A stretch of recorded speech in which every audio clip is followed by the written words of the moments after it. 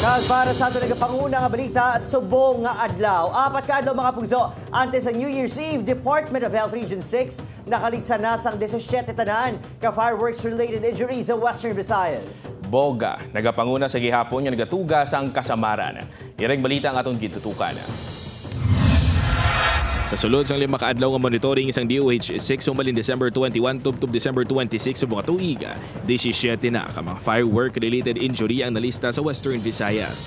Tuwa sa mga ini ang gindala sa Sentinel Hospital, samtang 15 naman sa mga non-Sentinel hospitals. Sunod sa DOH-6 ang nasambit nga numero ang 29% ka mas manubo kung ikumpara sa 24 ka mga nalista nga kaso sa parehong ation sa nagligad ka tuig.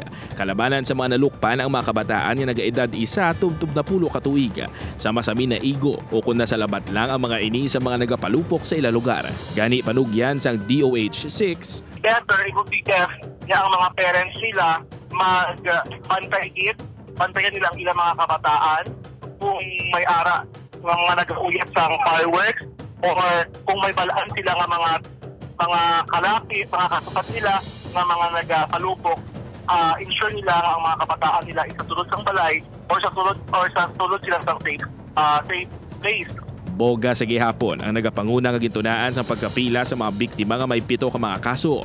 Humalin kahapon tubtob sa buong adlaw, 8 ka bagong kaso sa mga firework-related injuries ang nalista sa DOH-6. 4 sa mga ini ang napaso o kung burn injury, samtang 4 naman ang nakaagom sang eye injury.